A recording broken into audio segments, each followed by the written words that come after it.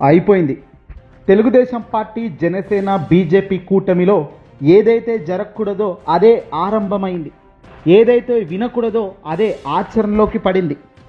తాజాగా దేశ ప్రధాని నరేంద్ర మోదీ గారు పర్యటిస్తున్న ఈ రోజున ఆంధ్రప్రదేశ్లో కూటమిలో ఒక అతిపెద్ద ఆడియో లీక్ అనేది వెలుగులోకి వచ్చింది. కూటమిలో ఉన్న మరో నాయకుడి కించపరిచే మాదిరిగా, తనను అవమానించే మాదిరిగా ఉండడంతో ఇప్పుడు ఆ ఆడియో కలకలం రేగుతోంది. ఈ మొదటి నుంచి కూటమిలో ఊహించని మలుపు ఆరంభం ఇక్కడే అని అనుకుంటున్నట్లే అయింది.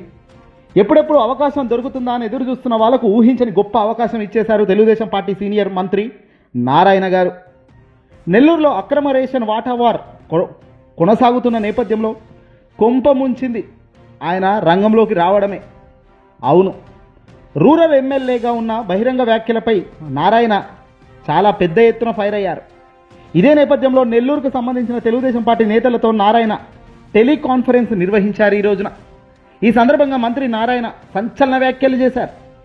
తాను ప్రస్తుతం కాకినాడ జిల్లా ఇన్ఛార్జ్ మంత్రిగా ఉన్నానని, మీ చేష్టల మూలంగా కాకినాడలో నేను అగౌరవ పాలవుతున్నాను అంటూ నెల్లూరు టీడీపీ నేతలపై ఆయన చాలా ఆగ్రహం వ్యక్తం చేశారు. ఇక్కడితో ఆయన ఆగి ఉంటే బాగుండేది.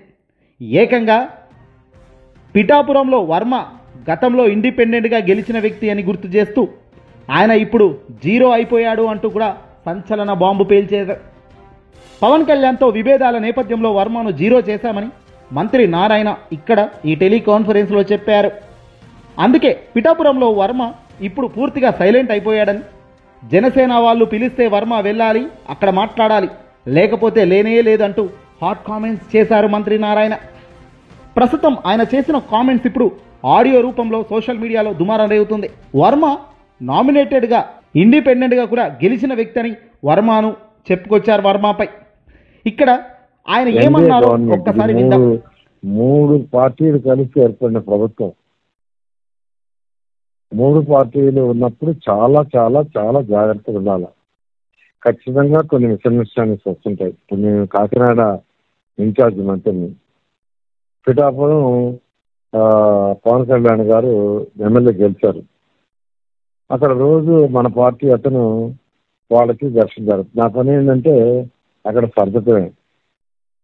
అక్కడ Varma is very ferocious. Independent గెలిచాడు, ఒకసారి ఇండిపెండెంట్ గెలిచాడు, మనం టికెట్ ఇవ్వకపోతే ఇండిపెండెంట్గా గెలిచాడు. Very ferocious. సార్ అతను టికెట్ రాలా. ఈ మధ్య అతను కూడా కొద్దిగా స్టేట్మెంట్ ఇస్తుంటే లాస్ట్ 3-4 months గురించి అతను జీరో చేశాం. అతను కూడా అంటాడు, సార్ నన్ను జీరో చేస్తారండి, తప్పదు.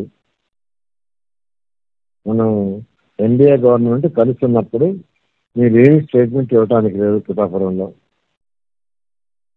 వాళ్ళు జనసేనను పిలిచి డైరెక్షన్ ఇది మాట్లాడంటే మాట్లాడు, లేదంటే మాట్లాడద్దు. ఇదేం కాదు, ముఖ్యమంత్రి గారు కూడా పిలిచి నన్ను పిలవమన్నారు, నేను తీసుకొచ్చి కూర్చొని పెడితే నా ముందు ఇన్స్ట్రక్షన్ ఇచ్చాడు, ఇవాళ నుంచి నువ్వు మాట్లాడటం లేదు, లేదంటే నువ్వు పోబాక. ఇంటింటికి మనం ప్రచారం చేసాం ఇది మనం చేసిన సూపర్ 6. దానికి ముఖ్యమంత్రి గారు నాకేం చెప్పారంటే, పిఠాపురం నువ్వు పోయి తిరిగినారని అన్నాడు. నేనే పోయి అక్కడ కండక్ట్ చేసి వచ్చా, వర్మ వద్దు. ఇలా ముఖ్యమంత్రి గారి యొక్క ఆలోచనది, పార్టీ ఆలోచనది, 3 పార్టీలు కలయిక ఇంటర్నల్ గా ఒకరి మీద ఒకరు వేసుకోవటం అయ్యద్దు. ఏదైనా ఉంటే నాకు ఇవ్వండి, నేను ఇస్తాను, నేను తీసుకుంటాను, టేక్ కేర్. రైట్, విన్నారు కదా. ఇండిపెండెంట్గా అతి బలంగా ఉన్న వర్మను ఎలా ఊడగొట్టామో, ఈరోజు వర్మను అక్కడ జీరో చేశామంటూ చాలా హూందాగా చెప్పుకొస్తున్నారు నారాయణ గారు. ఇంతటితో ఆగలేదు. అసలు వర్మను పక్కకు పెట్టమని చెప్పిందే ముఖ్యమంత్రి చంద్రబాబు నాయుడు గారని, ఎన్నికల సమయంలో సూపర్ 6 లాంటి పథకాలు ప్రజల్లోకి తీసుకెళ్లే ముందు కూడా వర్మను అసలు రానివ్వొద్దని, వర్మను కాదని, మీరే రంగంలోకి దిగాలని స్వయంగా నాకు చంద్రబాబు నాయుడు గారే చెప్పారు అంటూ కూడా ఇక్కడ చెప్పుకొచ్చారు. మరి ఇదంతా కూడా పవన్ కళ్యాణ్కు తెలియదా చెప్పండి? వర్మను సైడ్ చేస్తున్నారు అన్నది ఇప్పుడే ముచ్చట కాదు. ఎన్నికల గెలిచినప్పటి నుంచి కూడా వర్మను కొద్దిగా దూరం చేస్తూనే వస్తున్నారు. అల్టిమేట్గా వర్మను తొక్కే ప్లాన్లోనే భాగంగా పవన్ కళ్యాణ్, చంద్రబాబు అడుగులు వేస్తున్నారు. చంద్రబాబు అంటే తెలుగుదేశం పార్టీకి సంబంధించిన వ్యక్తి, వర్మ కూడా తెలుగుదేశం పార్టీకి సంబంధించిన వ్యక్తే. కానీ ఆయన్ను బుద్దగించి అక్కడ పవన్ కళ్యాణ్ కోసం గెలిపించమని వర్మ చేయి పట్టుకున్నారు పవన్ కళ్యాణ్. మరి అది మర్చిపోయారా? ఈరోజు పవన్ కళ్యాణ్ గెలిచారు, ఎమ్మెల్యేగా డిప్యూటీ సీఎం హోదాలో మంత్రిగా ఉన్నారంటే వర్మ ఎంతో అంత కృషి, పట్టుదల, మంచి మనసుతో ఆ పదవి ఆయన దిగిపోయి ఈయనకు ఆ ఛాన్స్ ఇప్పించారు కదా. వర్మ తలుచుకుంటే పవన్ను గెలిపించేవాడా? ఖచ్చితంగా కానే కాదు. కానీ వర్మ అక్కడ రివర్స్లో పవన్ గెలుపు కోసం కష్టపడ్డందుకు బహుశా ఇదంతా రిటర్న్ గిఫ్ట్గా ఉంది. ఎంత త్యాగం చేసినా ఏం చేసినా చివరికి చంద్రబాబుతో రాజకీయం ఇదిగో ఇలాగే ఉంటుంది. వర్మనే కాదు, అవసరం తీరిన తర్వాత ఎవరినైనా సరే తెలుగుదేశం పార్టీలో నమ్ముకుంటే ముంచడమే తప్ప మాట మీద నిలబడే వ్యక్తి కాదు చంద్రబాబు నాయుడు గారు. ఆనాడు పవన్ కళ్యాణ్ కోసం తన రాజకీయ జీవితాన్ని త్యాగం చేసిన వర్మకు ఈరోజు పవన్ కళ్యాణ్ కానీ చంద్రబాబు నాయుడు గారు కానీ ఇస్తున్నది పెద్ద రిటర్న్ గిఫ్ట్. ఇంతకన్నా ఏముంటుంది? ఏదేమైనా ఇలాంటి చినికి వానలు, చిన్న చిన్న అంశాలే రేపు పొద్దున పెను దుమారం రేపుతాయి. ఒక్కొక్కరు బయటకు వచ్చి వీళ్ళ గురించి చెబుతుంటే తట్టుకోవడం, తిప్పికొట్టడం టీడీపీకి, జనసేన వల్ల కూడా కాదు.